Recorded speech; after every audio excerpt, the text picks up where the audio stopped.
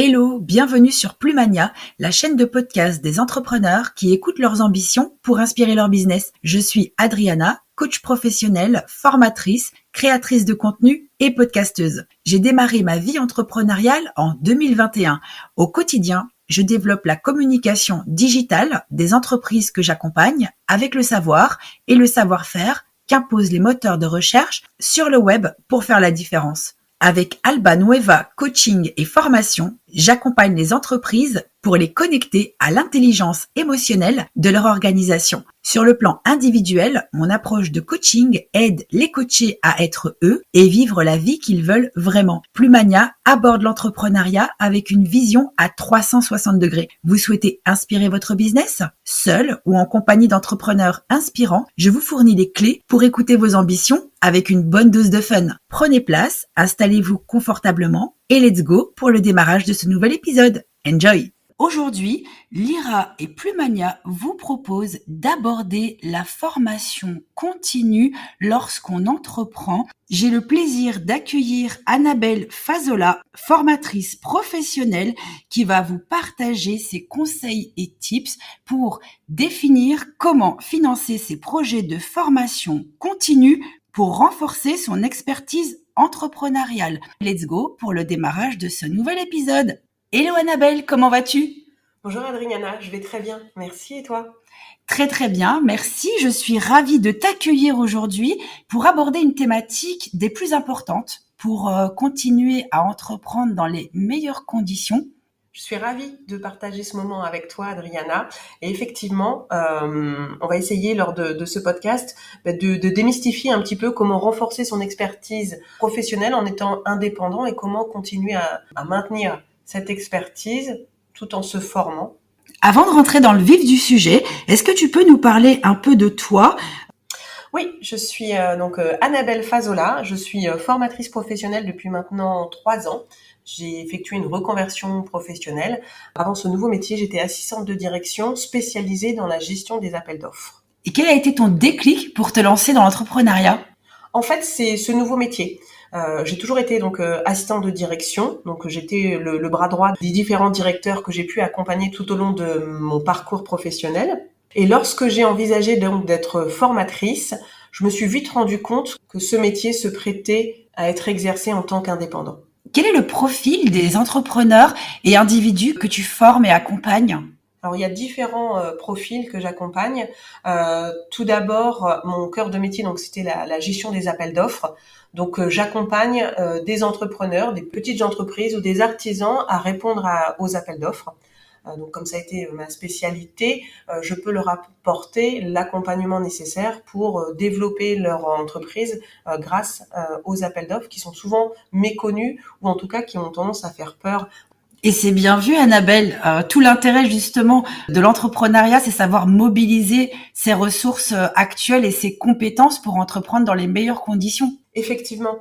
Et souvent, donc c'est un frein, ce mot appel d'offres, alors que c'est une véritable opportunité. C'est souvent comme ça d'ailleurs que je commence cette formation, en leur parlant de l'opportunité que ça va leur offrir de développer leurs compétences grâce à cette formation sur la réponse à appel d'offres.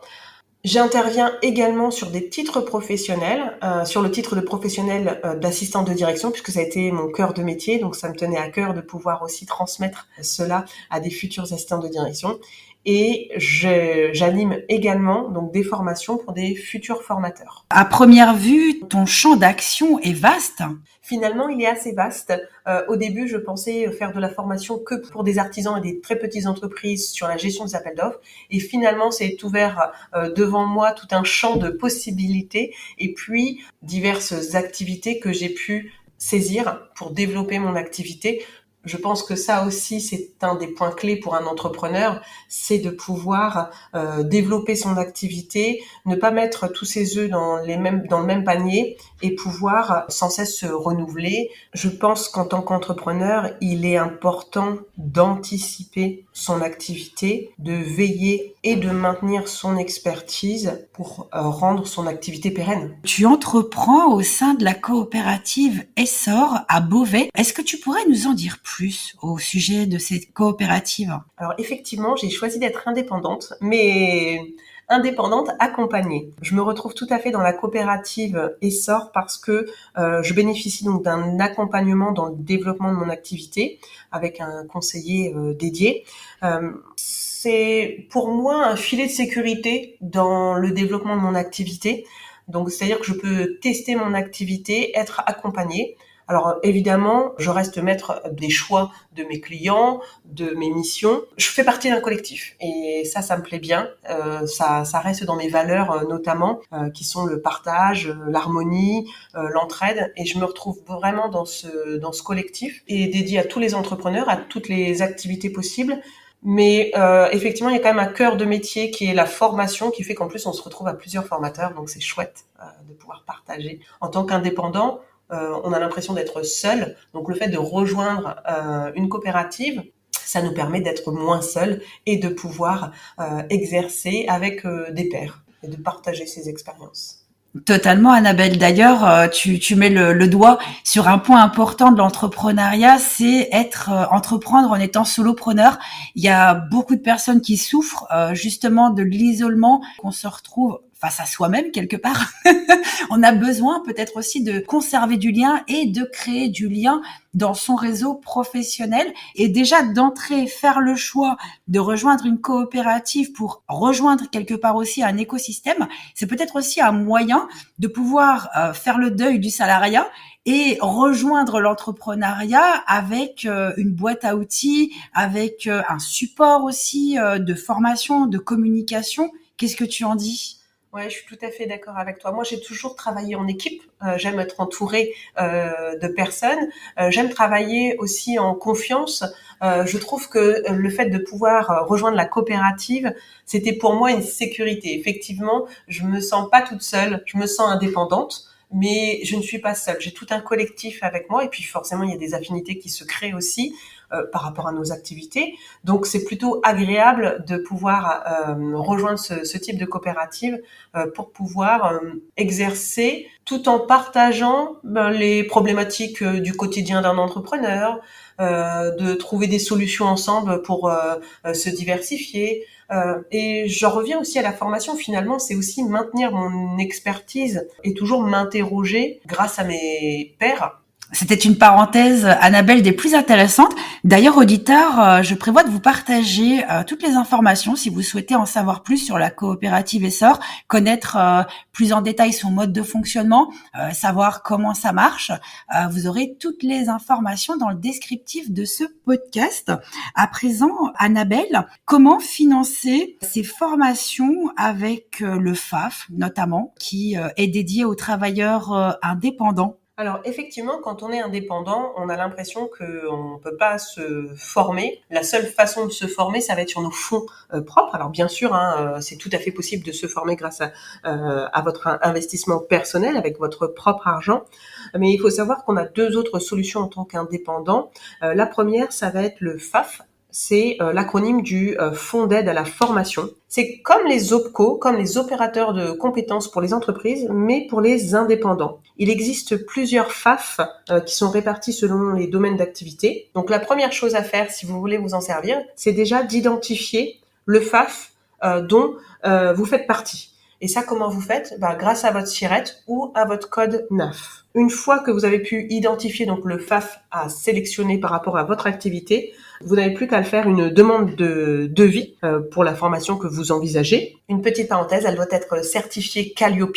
C'est la certification en formation qui est obligatoire pour aller chercher ces fonds mutualisés. Une fois que vous avez fait donc un devis auprès d'un organisme de formation qui est certifié Calliope, vous n'avez plus qu'à renvoyer ce devis signé et demander donc une prise en charge financière au FAF dont vous êtes rattaché. Une fois que vous avez la validation, vous pouvez signer votre convention de formation et vous serez indemnisé par le FAF. Donc ça, c'est une des premières possibilités pour vous former.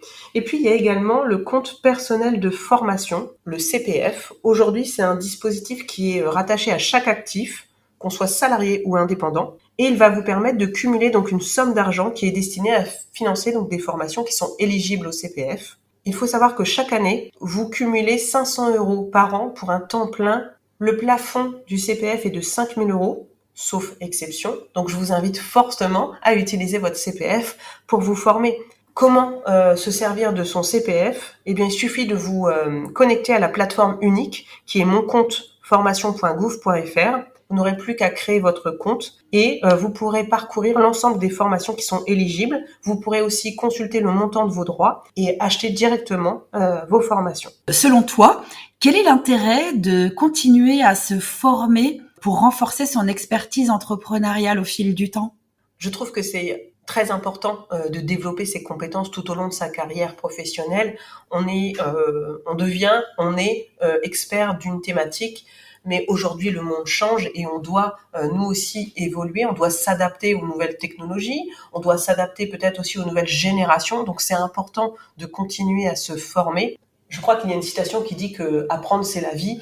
En tant qu'indépendant, c'est important de suivre toujours les actualités, les tendances, les marchés, et donc se former à ça, c'est aussi une compétence très importante pour un indépendant. C'est peut-être aussi savoir faire preuve d'agilité pour s'adapter à ce monde en évolution constante. Je me permets de glisser une petite parenthèse. Nous évoluons dans un monde VUCA, volatile, incertain, complexe et ambigu. Ce terme a émergé dans les années 70 aux États-Unis et est arrivé dans le monde entrepreneurial par sa précision sur la clarté de la situation et des difficultés que le monde subit au fil des décennies. Et pour pouvoir résister à ça, peut-être que se former, c'est aussi un moyen de s'armer, s'armer quelque part de compétences, de ressources qui sont évolutives dans la durée et qui ne restent pas figées dans une décennie, peut-être dans une dizaine d'années qui sera d'un autre temps, tellement ça va vite. Oui, effectivement, c'est l'agilité que doit avoir un entrepreneur, et d'ailleurs toute personne, même en tant que salarié. En tant qu'entrepreneur, c'est important de continuer donc à se former pour évoluer, pour développer ses compétences, pour suivre les tendances actuelles. Il ne faut pas oublier qu'aujourd'hui, dans une vie, on ne fera pas tout le temps le même métier. On va être amené à faire 6 à 8 métiers dans sa vie professionnelle. Ce qui était inconcevable pour nos parents il y a quelques années, aujourd'hui, pour nous, c'est une réalité. Donc n'hésitez surtout pas à vous former, à continuer à maintenir votre expertise. À présent, Annabelle, je souhaiterais te poser une question pour faire le lien avec l'IRA. Qu'est-ce que l'IRA représente pour toi ? Alors l'IRA représente pour moi, un peu comme la coopérative Essor d'ailleurs, un collectif d'entrepreneurs où on va partager des moments de convivialité, mais aussi des moments d'entraide. Le partage et l'entraide sont deux des valeurs qui sont importantes pour moi dans le développement professionnel, dans mon développement même personnel. Et donc, c'est ce que je retrouve dans ce collectif d'entrepreneurs. J'aime beaucoup participer aux différents moments. En plus, Clément a choisi de pouvoir faire différents moments dans la journée pour s'adapter à nos vies d'indépendants. C'est-à-dire qu'on peut très bien se retrouver autour d'un petit déjeuner, que d'un déjeuner ou d'un after work, mais préféré au petit passage. Je note, pour avoir le plaisir de te retrouver prochainement. Exactement, lors d'un after work avec tout ce beau collectif d'entrepreneurs. Encore une fois, c'était important pour moi pour développer mon réseau professionnel, mais aussi pour me sentir moins seule. Je remercie Clément pour son dynamisme, pour sa bonne humeur, pour cette cohésion qu'il sait insuffler à chaque moment de partage que nous vivons ensemble. Je trouve ça vraiment chouette d'avoir ce chef d'orchestre. D'ailleurs, c'est un peu notre Charlie aussi, hein. Exactement. Petit clin d'œil à Apolline. T'es tombée sur ce surnom lors de l'enregistrement de notre podcast. Charlie, ça lui va bien aussi. Quel est le conseil que tu donnerais à une personne qui souhaite se lancer dans l'entrepreneuriat ou développer son activité ? Je dirais à cette personne de foncer. C'est Steve Jobs qui dit que si vous ne travaillez pas pour vos rêves, quelqu'un vous embauchera pour travailler pour les siens. Et je trouve que si on peut vivre ses rêves, c'est quand même important. Aujourd'hui, on a la possibilité d'entreprendre assez facilement en France. Donc foncez, n'hésitez pas, rejoignez des collectifs, rejoignez des réseaux professionnels. Ça serait mon petit conseil si vous avez peur de vous lancer, mais n'hésitez pas. Il n'y a que les arbres qui restent plantés là où ils sont. Et on peut tout à fait tout imaginer dans une vie professionnelle. Oui, et d'ailleurs, je me permets d'ajouter, Annabelle, que les seules limites sont celles que l'on s'impose. Exactement. Alors peut-être que c'est mon métier d'assistante de direction qui a déformé aussi cette image que j'avais. Je me suis dit que finalement, j'ai toujours travaillé pour quelqu'un, mais que mon travail n'était peut-être pas assez valorisé. Peut-être que j'allais chercher un petit peu de reconnaissance aussi par l'entrepreneuriat. Et c'est ce que j'ai retrouvé. C'est un beau parcours et une belle expérience de vie que tu nous partages, Annabelle. Pour les auditeurs qui nous écoutent et qui souhaiteraient te contacter, peut-être pour en savoir plus au sujet des formations, pour que tu deviennes leur formatrice, comment peut-on te contacter ? Alors, directement par téléphone ? Très bien, je prévoirais dans ce cas-là de glisser ton numéro de téléphone dans le descriptif. Et sur les réseaux sociaux ? J'ai mon profil LinkedIn que vous pourrez retrouver facilement en tapant Annabelle Fazola, et j'aurai beaucoup de plaisir à répondre à vos demandes. LinkedIn, le point de rencontre incontournable pour les entreprises et les entrepreneurs. Exactement. Après ce vaste tour d'horizon, quel serait le mot de la fin ?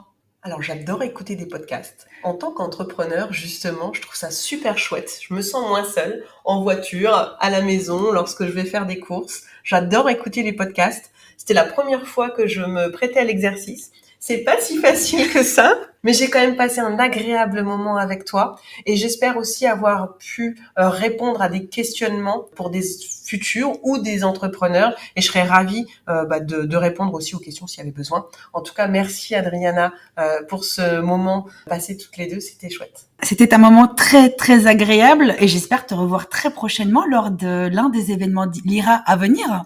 Plutôt un afterwork, comme tu l'auras compris. C'est possible. Merci Adriana. À très bientôt Annabelle. À bientôt. Cet épisode vous a plu ? Votre avis est le bienvenu sur votre chaîne d'écoute favorite. Pour être informé de la sortie des prochains épisodes, il suffit de vous abonner à Plumania. Merci pour votre interaction.